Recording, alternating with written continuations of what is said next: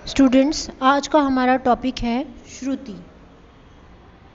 नाथ को समझ लेने के पश्चात अब हम श्रुतियों का अध्ययन करेंगे। नाथ से श्रुतियों और श्रुतियों से स्वर उत्पन्न होते हैं, इसलिए हम आज जानते हैं कि श्रुति होती क्या है।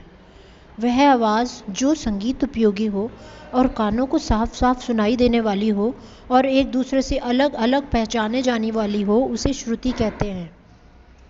मतलब कहने का अर्थ यह है कि आपको मैंने अभी बताया कि बहुत सारी आवाज़ें होती हैं जिन्हें नाद कहते हैं। कोई भी ध्वनि उसे नाद कहते हैं, पर हर ध्वनि संगीत में नहीं आ सकती।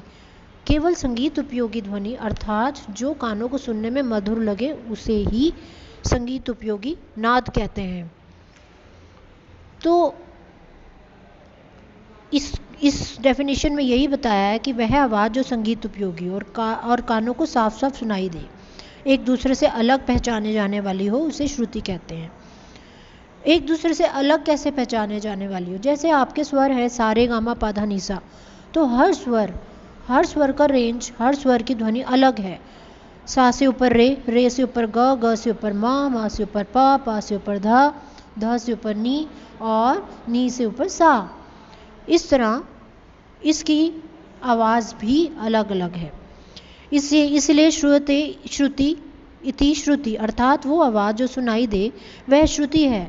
परंतु यह परिभाषा सही नहीं लगती, क्योंकि और भी बहुत सारी आवाज़ें हैं, पर वह श्रुति नहीं है।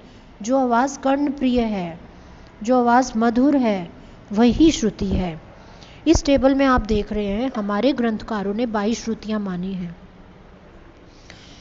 22 श्रुतियाँ मानी हैं, उस पर एक सप्तक में 22 श्रुतियाँ मानी हैं। चतुश्चैव षडज मध्यम पंचमा द्वै द्वै निषाद गंधारो त्रि ऋषभ धैवतो अर्थात षडज मध्यम और पंचम यानी सा मा पा स्वरों की 4 श्रुतियाँ मानी, रे और धा की 3 श्रुतियाँ, ग और नी की 2 श्रुतियाँ मानी गई। इस टेबल के हिसाब से प्राचीन षडज की 4, ऋषभ की 3, गंधार 2, मध्यम 4, पंचम 4, धैवत 3 और निषाद 2 ये श्रुतियाँ स्थापित की गई। प्राचीन और मध्यकाल में स्वर श्रुति को यही विभाजन प्रचार में था, लेकिन आधुनिक काल में पंडित विष्णु नारायण भातखंडे जी ने श्रुति स्वर विभाजन की एक नई रीति का आरंभ किया। उन्हें श्रुतियों को तो 22 माना, लेकिन स्वरों को उसकी अंतिम श्रुति पर स्थापित किया। इसके हिसाब से बस केवल यही भेद है, प्राचीन और आधुनिक स्वर विभाजन में केवल इतना ही भेद है कि प्राचीन काल में अपनी अंतिम श्रुतियों पर स्वर स्थित रहते थे। इसके विपरीत आधुनिक समय में स्वर अपनी आरंभिक श्रुति पर ही स्थित रहते हैं।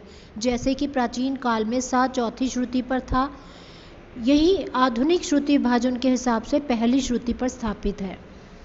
तो बस यही अंतर श्रुति का है। और ये है एग्ज़ाम में एक क्वेश्चन भी आता है कि हमारे शास्त्रकारों ने कितनी श्रुतियाँ मानी, तो इसका आंसर होगा 22। बाकी आप इसे अच्छे से लर्न कीजिए। Thank you.